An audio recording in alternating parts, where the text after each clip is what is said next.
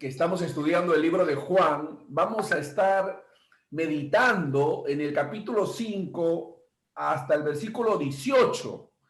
El pastor Winder estará compartiendo desde el versículo 19 hasta el versículo 29 y así sucesivamente. Vamos a procurar tomar tres domingos, empezando hoy, para desarrollar el capítulo 5 de Juan. Y el capítulo 6, ya hemos hablado con Esteban, él va a estar tomando varios domingos hasta concluir el capítulo 6. Va a ser maravilloso y extraordinario tenerlo a él por varios domingos seguidos, desarrollando todo el capítulo 6, que es un capítulo maravilloso, extraordinario. Casi nos hemos peleado con él por enseñar el capítulo 6, porque el capítulo 6 es un pasaje extraordinario. Él decía, no yo.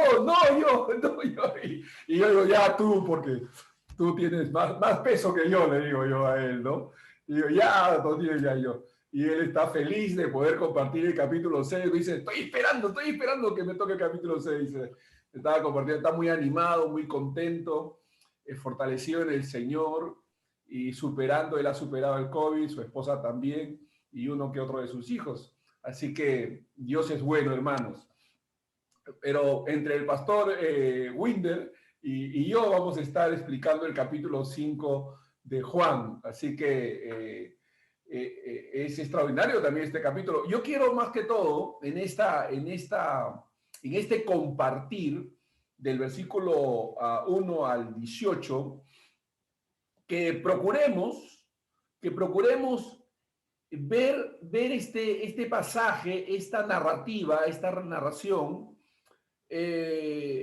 yendo más allá de los ojos naturales.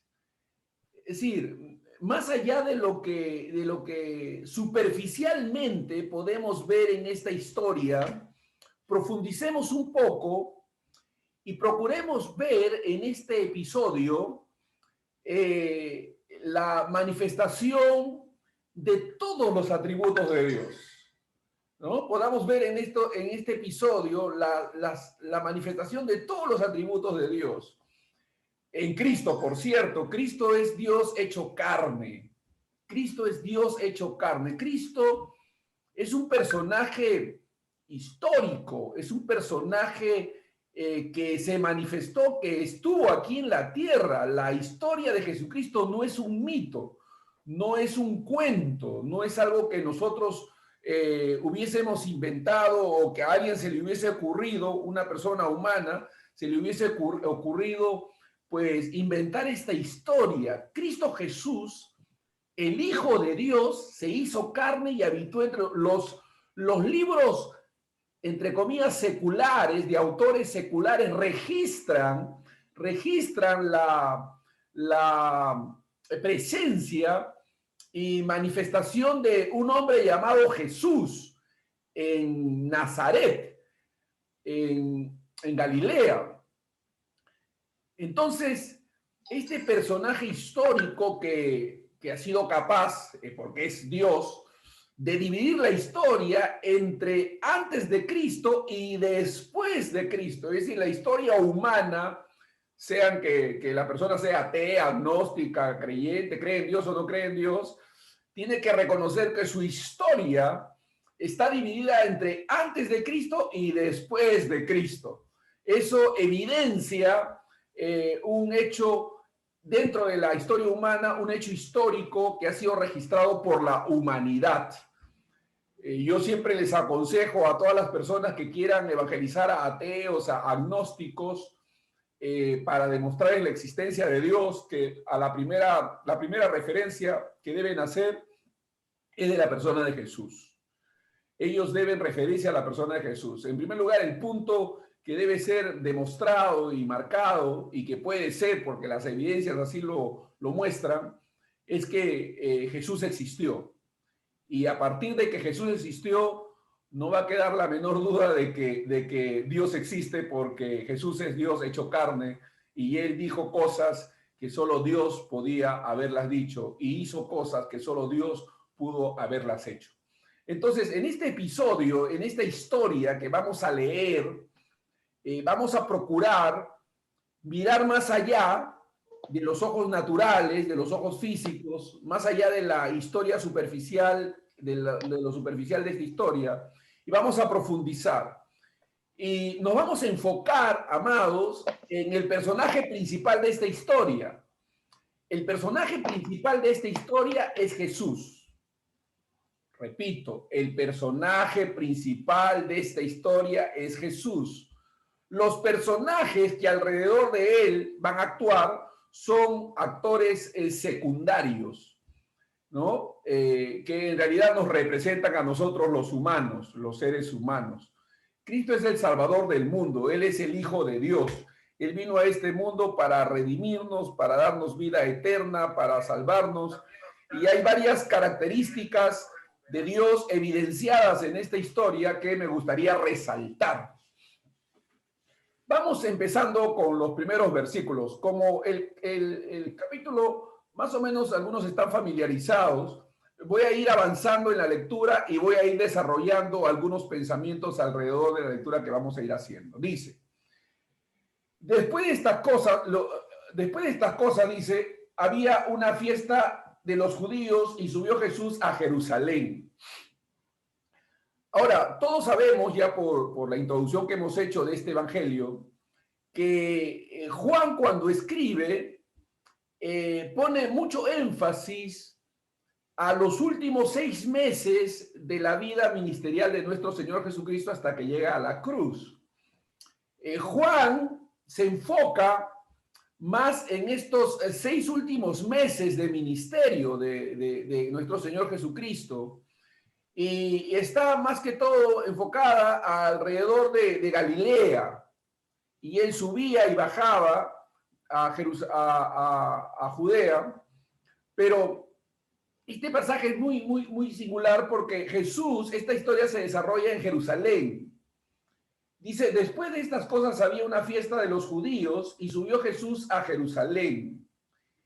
Y hay en Jerusalén, cerca de la puerta de las ovejas, un estanque llamado en hebreo Betesda, el cual tiene 5 pórticos. Este estanque llamado Betesda es un estanque, era un estanque muy conocido en la época. Los arqueólogos han excavado y han encontrado este estanque y registran su existencia. Pero este estanque llamado Betesda era un estanque muy singular, porque en primer lugar la palabra Betesda en hebreo significa casa de misericordia o casa de gracia, Besheida, ¿no? Besheida, que es de donde se traduce gracia, casa de gracia, casa de misericordia. Y ese título o esa nominación era el resultado de algunas cosas que solían suceder alrededor de este estanque o en el mismo estanque, que era una especie de piscina con abundante agua que revoloteaba de vez en cuando. Dice, en estos, dice la Escritura, en estos yacía una multitud de enfermos, ciegos, cojos y paralíticos que esperaban el movimiento del agua. Y yo creo, y no tiene usted que estar de acuerdo conmigo, pero yo creo que esta descripción de las personas que se encontraban, que yacían alrededor de este estanque, no hacen sino revelar la necesidad, la carencia, la profunda invalidez en los que los seres humanos se encuentran. Estas personas que se encontraban ahí estaban carentes, con determinadas necesidades físicas específicamente que los limitaban. Creo que de alguna manera es una expresión o manifestación de la condición en la que el ser humano se encuentra, ¿no? Buscando o anhelando una solución a la situación inmediata en la que se encuentra y que no la puede hallar. Dice, en esto yacía una multitud de enfermos, ciegos, cojos y paralíticos que esperaban el movimiento del agua. Ahí no está Jesús en ese momento. Ellos están esperanzados en la posibilidad de encontrar solución a su enfermedad mediante el llegar lo más pronto posible, antes que cualquiera, a tocar el agua en cuanto ésta sea revoloteada, por lo que ellos decían era un ángel el que la revoloteaba cada cierto tiempo. Pero esta era la única esperanza que tenían, y es a lo que estaban prácticamente abocados. Dice, porque un ángel descendía de tiempo en tiempo al estanque y agitaba el agua, y el que primero descendía al estanque después del movimiento del agua quedaba sano de cualquier enfermedad que tuviese. Hay allí una descripción muy interesante de algunos sucesos que ellos tenían por conocimiento acontecía. Le atribuían al movimiento del agua la acción de un ángel que descendía y hacía esto. Bueno, Juan no entra en detalles, no explica el trasfondo de esa práctica o creencia, él simplemente la describe. Tampoco quiere decir que la avale, pero simplemente la describe.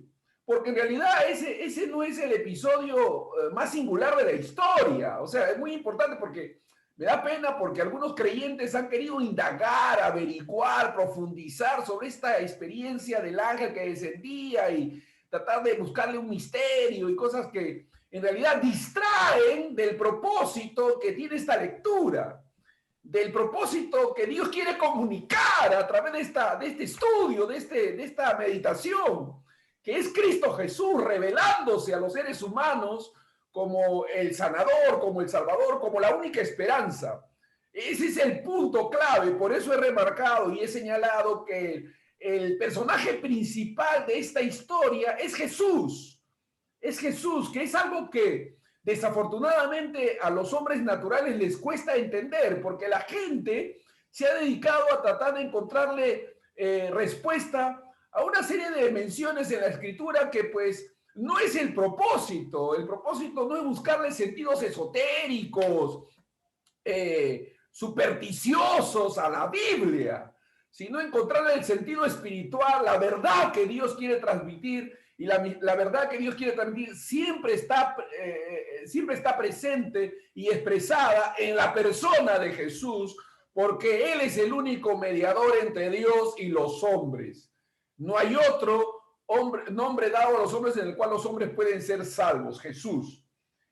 Seguimos con la historia. Dice, y había allí un hombre que hacía 38 años que estaba enfermo.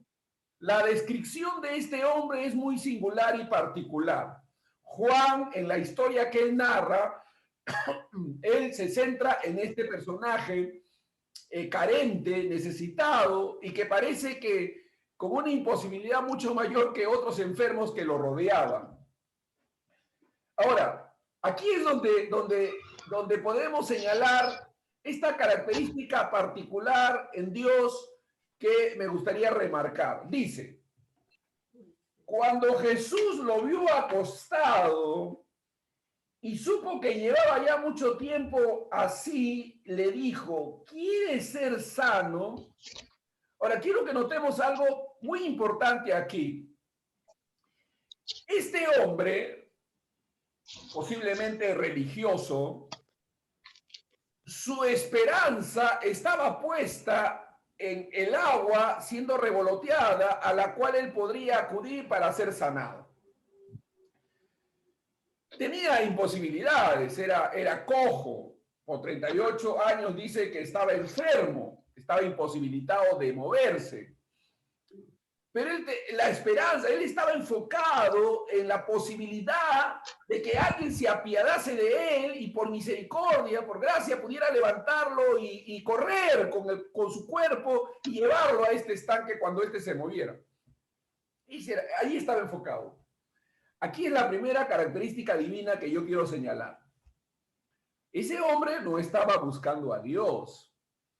Ese hombre no estaba con una mirada espiritual de las cosas. Él estaba enfocado en una necesidad específica que tenía que ver con su salud y su esperanza no pasaba más allá del movimiento de un agua. Pero Jesús lo mira. Jesús lo mira.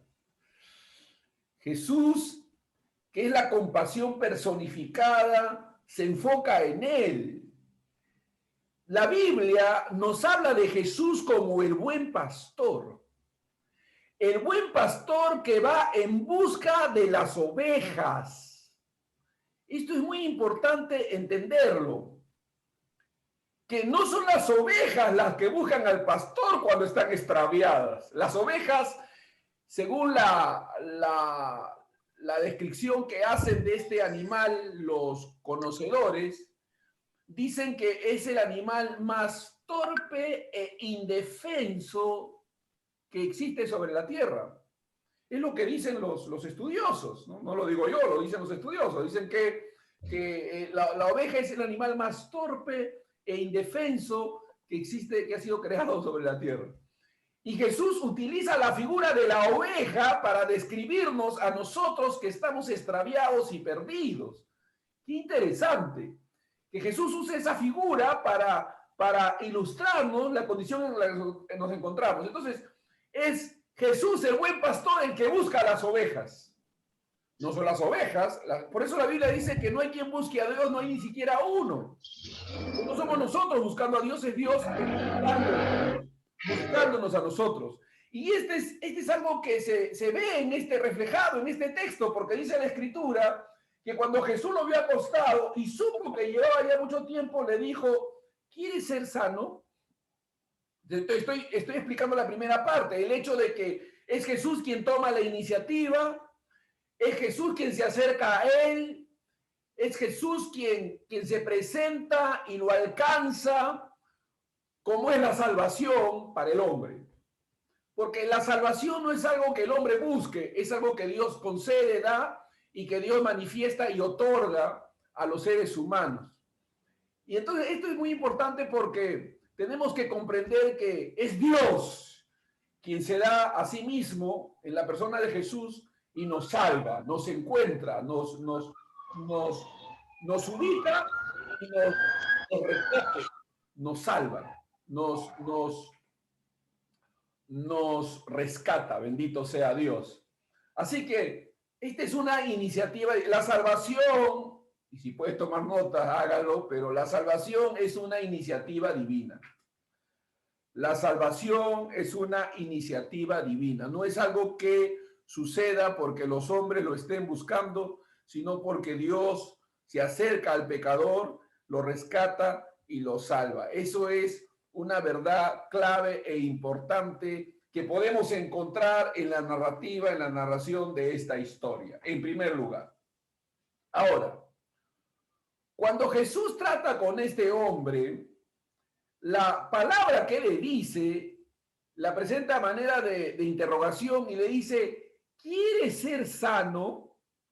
Es interesante esta palabra, esta pregunta, porque evidentemente lo que este hombre quería era sanarse. O sea, este hombre quería ser sano, o sea, eso es evidente. Pero una cosa tan evidente, Jesús la utiliza como pretexto para preguntarle, para llamar su atención. Para llamar su atención y que este hombre deje de mirar al agua para mirarlo a él, ¿no? Oye, ¿quieres ser sano? Qué interesante pregunta, ¿no? Ahora, es más interesante la respuesta porque si a ti te preguntaran, si tú estuvieses enfermo y te preguntaran, ¿quieres ser sano? La respuesta inmediata que de seguro tú darías es, por supuesto que sí. Sí, quiero ser sano. O sea, yo me imagino que cualquiera de nosotros, sentido común, ¿no? Razonablemente, a una respuesta tan puntual, a una pregunta tan puntual, nuestra respuesta sería de manera inmediata, sí, quiero ser, ¿no? Yo me imagino que así respondería, pero este hombre no responde así. Estaba tan tan enfocado en sus limitaciones, problemas, dificultades, que lo que hace es describir su imposibilidad. O sea, en realidad el cojo, este hombre paralítico, cojo, no responde a la pregunta. No sé si se dan cuenta, pero no responde. Miren lo que dice este hombre. Dice, Señor, le respondió el enfermo, no tengo quien me meta en el estanque cuando se agite el agua y entre tanto que yo voy, otros decían antes que yo. O sea, lo que responde es la imposibilidad para recibir su sanidad. O sea, claro, está entre líneas, está diciendo sí quiero, pero mira esto, mira aquello. O sea, lo que este hombre muestra, le muestra a Jesús, como si Jesús no supiese, como si Jesús no se diese cuenta, como si hubiese que enseñársele a Jesús las cosas. No es interesante, ¿no? Como el hombre en realidad limita a Dios y piensa que Dios no sabe, no conoce, y hay que informarle, hay que comunicarle, pero este hombre está tan imbuido en sus propias limitaciones y problemas que lo único que hace es describir su imposibilidad. O sea, es imposible. Él está diciendo, mira, sí quiero, pero es imposible porque, vamos, el agua se mueve, todo, pero todos me ganan. Cualquiera va primero que yo porque no hay nadie quien me lleve, ¿no? O sea, no hay alguien, un mediador. Pero ahí está Jesús. Ahí está Jesús. Y Jesús tampoco es demasiado incisivo, no le dice, oye, pero te estoy preguntando esto, respóndeme, no es incisivo, sino que por el contrario, mostrando gracia, misericordia, que era lo que este pozo, este estanque representaba, porque la misericordia es Cristo Jesús, la gracia es Cristo Jesús, Cristo es la encarnación del bien de Dios. El bien de Dios está ahí presente, más allá de este estanque que temporalmente proveía alguna manifestación sobrenatural. Más allá de ello, estaba Jesús como la fuente de la sanidad, como la fuente de gracia. En realidad, el pozo, el estanque verdadero, estaba allí delante de los ojos de este hombre.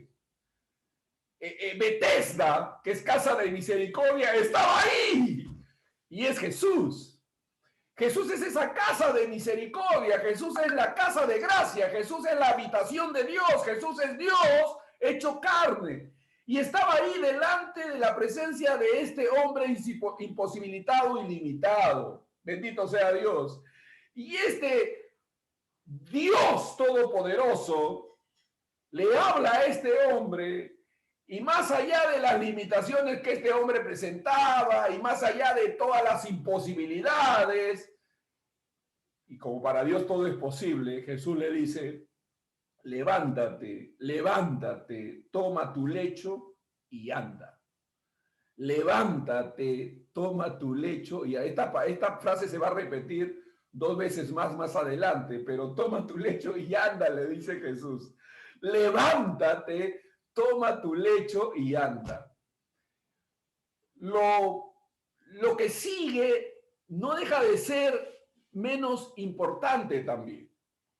Porque cuando Jesús le da esta palabra a este hombre, y que por cierto, hay otros enfermos ahí, no hay una narración de otros enfermos habiendo sido sanados en ese episodio, no quiere decir que no hayan habido, no quiere decir que no hayan habido, no quiere decir que Dios no se haya compadecido en algún momento por alguno de ellos en otra circunstancia o en otra situación.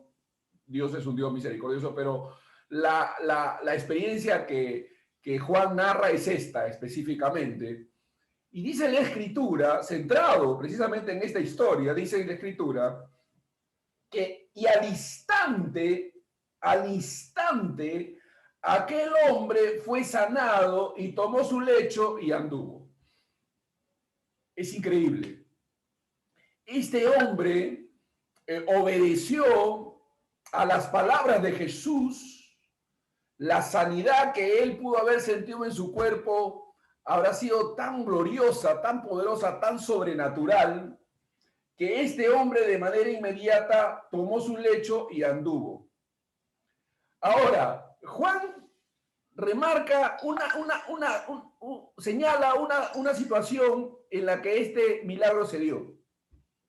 Y dice que es día de reposo, o perdón, dice, y esto sucedió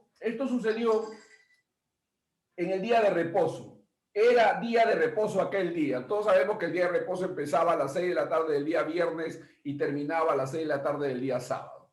¿No? Los días para ellos, las 24 horas del día eran de 6 de la tarde a 6 de la mañana, no como nosotros que de 12 de la noche a 12 de la mañana, ¿no? Nosotros así dividimos el día, pero para ellos los días no empiezan en ese horario, para ellos era de 6 de la mañana de 6 de la tarde, el día empezaba a las 6 de la tarde y terminaba a las 6 de la mañana. Ese era más o menos, a las 6 de la tarde del otro día, ¿no? O sea, 24 horas, de 6 a 6 de la tarde, en la tarde, era noche y mañana, y la división del día. Entonces, dice la Escritura que era día de reposo. Y lo señala simplemente porque lo que va a narrar posteriormente está enfocado a ese día y que lo que había significado para los que luego, los religiosos que se enteraron de lo que había pasado, hicieron o comenzaron a sentir. Dice la Escritura que era día de reposo. Este hombre sencillamente tomó su lecho y comenzó a ir. Ahora, yo quiero decirles que hay una razón por la que los que eran sanados tenían generalmente estas acciones.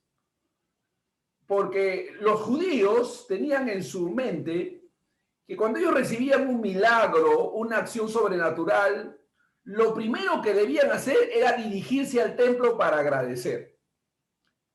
O sea, era una tradición judía.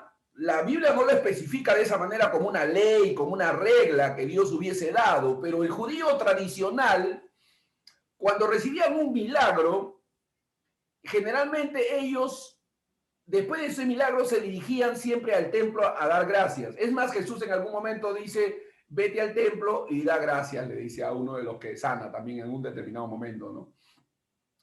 Inclusive se narra de los 10 leprosos que fueron sanados y dice que los 9 se fueron al templo a agradecer y el samaritano regresó a hablar con el Señor, ¿no? A darle gracias a él primero, darle directamente a él la gracia, porque el verdadero templo es Cristo Jesús. Pero eso viéndolo con ojos espirituales, ¿no? Y entonces dice la Escritura que aquí, que era día de reposo. Entonces los judíos dijeron a aquel que había sido sanado, es día de reposo, no te es lícito llevar tu lecho. Qué interesante. Es día de reposo, no te es lícito llevar tu lecho. Wow. En lugar de mostrar sorpresa, asombro y gratitud por lo que había pasado en este hombre, la actitud de estos hombres fue cuestionar ese milagro por el día en que había sido hecho. El día. Estos hombres eran tan religiosos, pero tan religiosos, que ponían énfasis en el día de reposo que en la necesidad de los seres humanos. Jesús en alguna otra oportunidad va a tener que decir que el día de reposo fue creado por causa del hombre y no el hombre por causa del día de reposo. Él va a tener que clarificar que el día de reposo está para servir al hombre y no el hombre para servir al día de reposo. Es lo que Jesús más adelante va a enseñarles a los judíos también en un determinado momento. Pero estos hombres anteponían la religiosidad, las tradiciones de los hombres a lo que la Biblia enseña. Porque en realidad la acción de este hombre no estaba transgrediendo el día de reposo, estaba transgrediendo la tradición o la interpretación que los religiosos hacían de ese día. O sea, según la interpretación de estos judíos, una interpretación equivocada, porque Jesús tiene que decirles, el día de reposo fue hecho por causa del hombre y no el hombre por causa del día de reposo. O sea, les está reinterpretando la mala interpretación que ellos han, corrigiendo esa mala interpretación que ellos han hecho. Y es así, la gente religiosa, la gente tradicional, la gente que se ha hecho una idea de lo que es la religión, de lo que es servir a Dios, rendirse a Dios, tiene sus propias opiniones, pero opiniones que se alejan de lo que la Biblia enseña, de lo que la palabra de Dios enseña, y eso es una pena. Realmente los limita para acercarse a Dios. Los pone lejos de lo que Dios realmente quiere, porque ellos han hecho su propia interpretación y la religión los ha absorbido. Y entonces estos hombres dicen, es día de reposo, no te es lícito llevar tu lecho. Él le respondió, el que me sanó, él mismo me dijo, toma tu lecho y anda. Y ya, imagínense hacia dónde se estaría dirigiendo este hombre, ¿no? Porque al templo, se estaba dirigiendo al templo a agradecer. Él me dijo, el que me sanó me dijo, toma tu lecho y anda. Ahora, definitivamente había más trabajo en trasladar a este hombre, en llevarlo al lugar y dejarlo en otro lugar, había más trabajo en esa actividad que este hombre tomara su lecho y anduviese, ¿no? O sea, en realidad el trabajo era menor, pero ellos podían justificar la otra acción frente a esta, o sea, era pura religiosidad, pura religiosidad. Entonces le preguntaron, ¿quién es el que te dijo toma tu lecho y anda? Y el que había sido sanado no sabía quién fuese. Él no sabía quién fuese, o sea, no tuvo mayor referencia de aquel que lo sanó. Simplemente obedeció. Porque Jesús se había apartado de la gente que estaba en aquel lugar. De seguro hubo una conmoción, algún alboroto, de repente gente siendo motivada a querer decirle a Jesús, a mí también, pero Jesús evitó todo ese escenario y se alejó. Se alejó. Jesús, que es Dios hecho carne, actúa movido por propósitos divinos, sabios. O sea, Dios no actúa de manera arbitraria, caprichosa. Dios actúa con propósito, sabiamente. Cuando Dios permite que cosas pasen, cuando Dios está administrando su creación, Dios está supervisando todo lo que está pasando y tiene el control de todas las cosas, y todas las cosas son administradas por Dios con sabiduría, con propósito. Hay decretos divinos llevándose a cabo. Entonces, él se retiró. Él se alejó de aquel lugar. Después le halló Jesús en el templo y le dijo, ahora qué interesante, ¿por qué Jesús lo halló en el templo a este hombre? Porque ¿qué había ido a hacer este hombre al templo? Agradecer. La tradición judía así lo indicaba. Entonces, le dijo, mira, ahora quiero que escuchen esta declaración de Jesús a este hombre. Este hombre ya está sano, ¿eh? El problema inmediato que tenía, que era su salud, ha sido solucionado. Pero Jesús le dice algo, le da un mensaje muy importante que hay que tomar en cuenta. Le dice, mira, has sido sanado, no peques más para que no te venga alguna cosa peor. Y yo quisiera aquí mirar otra vez, seguir mirando otra vez con ojos espirituales esta declaración, porque da la impresión, y eso es una impresión superficial, da la impresión de que Jesús le está diciendo a este hombre, ya no debes pecar. ¿No? Usted lee el texto y parece, ya no debes pecar, ¿eh? Ya no peques más, ya no peques más. Y en cierta manera eso es lo que está diciendo, pero la recepción de esa declaración, si este hombre es honesto, tiene que decir, lo que me estás pidiendo es imposible. O sea, lo que me estás diciendo es imposible de hacer. Tú me estás diciendo que yo ya no peque más para que no me pase algo peor. ¿Me estás pidiendo eso? ¿Realmente me estás pidiendo eso? Yo me imagino que Jesús le dice, sí, eso te estoy pidiendo. Sí, eso te estoy pidiendo. Y yo me imagino que este hombre, por ejemplo, yo me pondría, si yo fuera ese hombre, yo diría, no, es imposible, es imposible. Lo que tú me estás pidiendo es imposible. Y yo creo que esa declaración de imposibilidad me ayuda a poder acercarme al Señor y recibirlo a Él como mi Salvador, más allá de mi sanador. Porque esta declaración que Jesús hace nos pone en una condición de condenación a todos. A todos. Todos estamos bajo condenación. O sea, es imposible no pecar, porque somos pecadores. Y entonces lo que el Señor está diciendo es, más allá de tu sanidad, me necesitas a mí como tu Salvador. Voy a repetir eso. Lo que Jesús le está diciendo ahí es, más allá de tu sanidad, me necesitas a mí como tu Salvador. Porque tu sanidad puede perderse por cualquier cosa que tú puedas hacer. Necesitas algo más que la sanidad. Necesitas la salvación. Y aquí estoy yo. Eso es lo que está diciendo el texto. El texto nos está comunicando a todos nosotros nuestra necesidad de Él. Porque no solamente es Él. Usted dice, bueno, a ese hombre Dios le dijo, vete y no peques más para que no te venga alguna cosa peor. ¿Ustedes no creen que esa misma declaración va dirigida a cada uno de nosotros? ¿No creen que Dios demanda de todos los seres humanos que no pequemos? Por supuesto que sí. Dios no quiere que pequemos. Pero si Dios no quiere que pequemos y pecamos, ¿qué nos queda? Sino declarar de que es imposible y que necesitamos a un Salvador. Ese reconocimiento del Salvador es la que nos hace invocar su nombre y ser salvos. De modo que a todo aquel que invocar el nombre del Señor será salvo.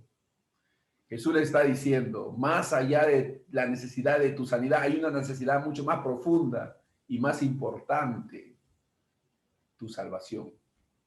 Porque ¿de qué te sirve haber sido sanado si vas a volver a pecar, te vas a volver a enfermar y otra vez vas a estar en necesidad? ¿De qué te sirve? ¿No es mejor ser salvo? ¿No es más grande la salvación que la sanidad? Y por supuesto que es más grande.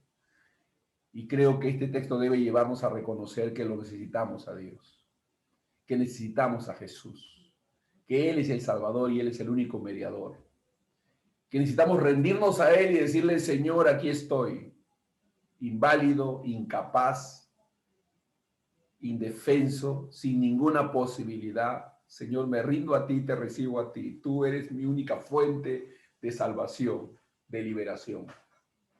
¿Lo puede ver el texto? ¿Lo puede ver ahora que lo he explicado? Porque si lees superficialmente, oh Dios, vas a mirar esta historia como algo lejano a ti, pero esta historia es muy cercana a todos nosotros.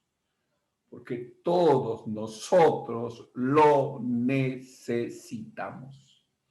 Porque todos nosotros tenemos que luchar contra el pecado, contra nuestras debilidades, y buscar en Dios fortaleza, buscar en Dios ayuda para poder superar nuestras debilidades, nuestras emociones, nuestros sentimientos, nuestras fragilidades. Lo necesitamos a Él, porque todos somos débiles. Esa es la verdad de Dios, esa es la verdad que tenemos que poder captar de este episodio, de esta historia. Necesitamos a Jesús. Es una pena cuando personas usan la Biblia para enseñarle a la gente de que ellos pueden, de que ellos son capaces. Y lo que la Biblia en realidad nos está mostrando es que no podemos, de que somos incapaces, de que lo necesitamos a Él. Y es una pena cuando personas se presentan como desafiantes y mostrar de que ellos sí han podido y que los demás también pueden porque ellos pueden. No es porque nosotros, es porque Dios nos ayuda, es porque Dios nos sostiene, es porque Dios nos fortalece, y separado de Él nada podemos hacer. Por eso diría, todo lo puedo en Cristo que me fortalece. Claro, todo lo puedo, pero en Cristo que me fortalece, porque sin Él nada soy, separado de Él nada puedo hacer. Eso es lo que está diciendo aquí. Mira, has sido sanado, no peques más, para que no te venga alguna cosa peor. Este hombre entendió el mensaje, porque dice, el hombre se fue y dio aviso a los judíos que Jesús era el que le había sanado. Comenzó a testificar, comenzó a dar testimonio de él, comenzó a hablar. Por cierto, la reacción de la gente que recepcionaba su mensaje, su testimonio, era negativo. Y esto también es digno de ser remarcado para que nos demos cuenta de cómo es el hombre cuando está perdido sin Dios. La salvación es locura a los que se pierden, dice la Escritura.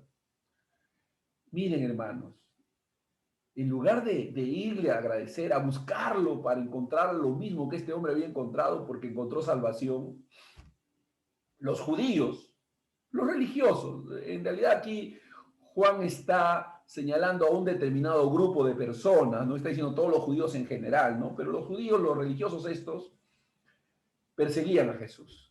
Y por esta causa, dice, los judíos perseguían a Jesús, pero lo perseguían no para amarlo, no para agradecerle, no para alabarlo. Dice, perseguían a Jesús y procuraban matarle. Jesús había hecho un bien y estos hombres estaban queriendo retribuir ese bien con un mal, querían matarlo. Eso no es sino una manifestación de la perversidad, la pecaminosidad, la condición caída en que el hombre se encuentra. Es una reacción malévola, es una reacción, pero así es el hombre, hermano, así somos nosotros sin Dios.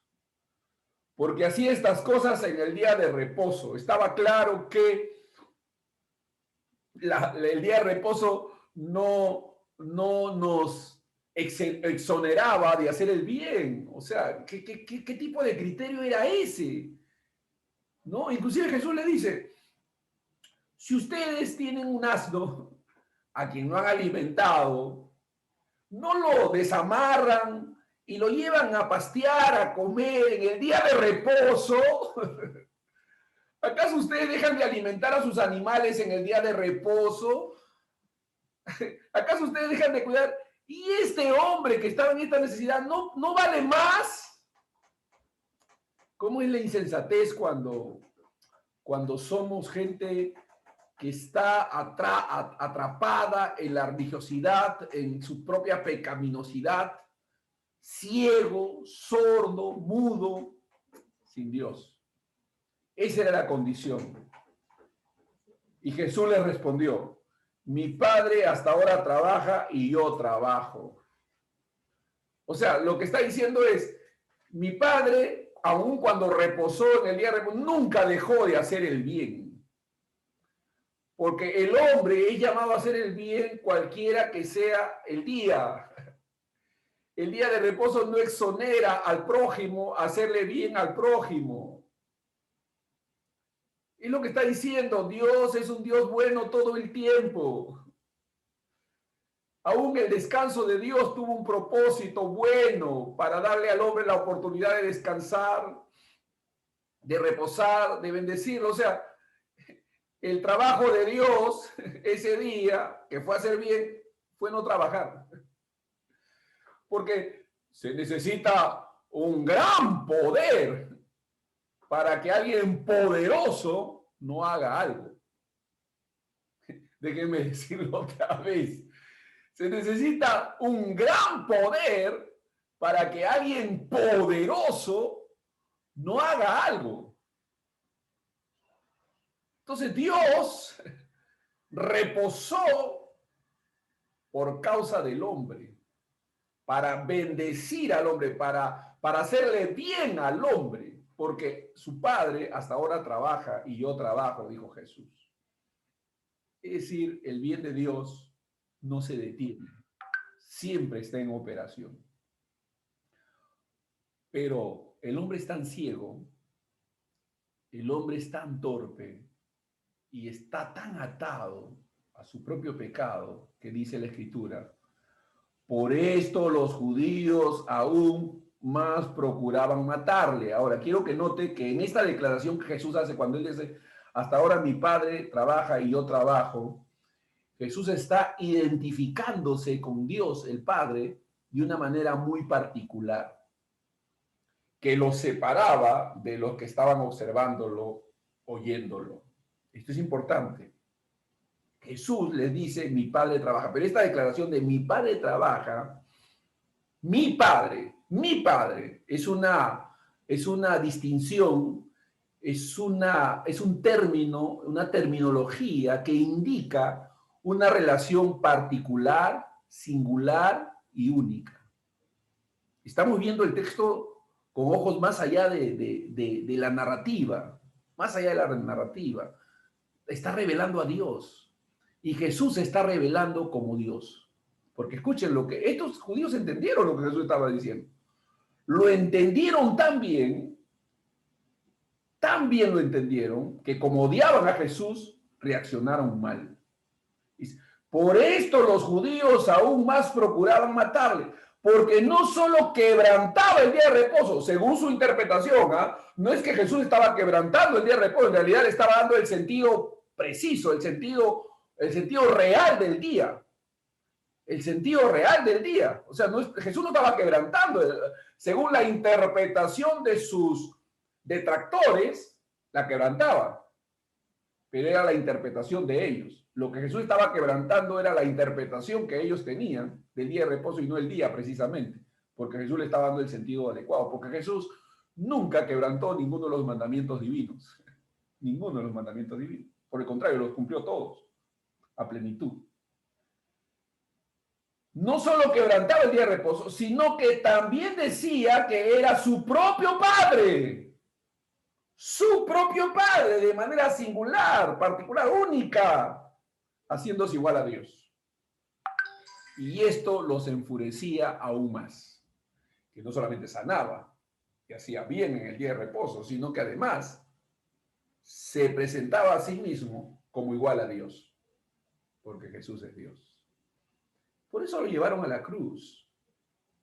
Y esa es la declaración que nosotros tenemos que hacer. Jesús es Dios. La revelación más alta, la revelación más alta de la persona de Jesús es reconocerlo como Dios. Es reconocerlo como Dios. Hace unos días, una hermana en la fe puso en el Face algo que me emocionó y me dio me produjo en mí un gozo muy especial. Había puesto en el Face así: Jesús es Dios. Nada más. Jesús es Dios. Yo recuerdo en mi propia experiencia que el día que yo vi a Jesús como Dios, lo pude reconocer. Eso me sucedió unos años más tarde de ser creyente, o sea, más allá de mi experiencia de haber nacido de nuevo, más allá, hubo un día en mi vida en que mis ojos fueron abiertos y dije, Jesús es Dios. Jesús es Dios. Jesús es Dios. Y fue tan impactante para mí que cuando volví a leer el Nuevo Testamento, yo lloraba, yo me quebrantaba, yo decía, Jesús es Dios, Jesús. Y comencé a leer la vida de Jesús una vez más. Las había leído muchas veces, pero mi forma de leer la historia de Jesús cambió. Porque vi a Jesús con otros ojos, de una manera diferente. Jesús es Dios. La revelación más alta, más gloriosa, más profunda, es reconocer a Jesús como Dios. Es lo máximo que le puede pasar al ser humano, porque cuando me dicen Dios no existe, no pues, ¿cómo me vas a decir que Dios no existe? Si yo conozco a Dios, yo he conocido a Jesús. Jesús es la evidencia, es la manifestación viva de Dios. Jesús dice que es la manifestación visible del Dios invisible. Jesús dijo: yo y el Padre uno somos. Entonces es algo que realmente es impactante. Y yo quiero dejarte con esa reflexión, que tú puedas meditar en la persona de Jesús como Dios y estudiar esa divinidad en Él y mirarlo, comenzar a mirar a Jesús de una manera diferente. Porque Jesús, hermanos, no es como nosotros. Y una canción preciosa que Jesús Adrián Romero canta, que es: no es como yo. Porque aunque haya sido hecho carne, no es como yo. Jesús no es como yo. Es infinitamente, infinitamente superior a quien yo soy. Y por eso es que es mi Dios, mi Salvador. Jesús, aunque se hizo hombre, hermanos, es Dios. Y ahí lo voy a dejar. Padre, en el nombre de Jesús te damos gracias, Señor, por este pasaje, por esta historia que nos comunica verdades profundas, reveladoras. Ayúdanos, Señor, a poder entender, Señor, que tú nos amas y que realmente tú has venido a salvar al hombre. Gracias por tu palabra y gracias por este mensaje que nos ilumina y nos ayuda a encontrarnos con la verdad. En el nombre de Jesús. Amén y amén. Amén. Dios los bendiga, amados.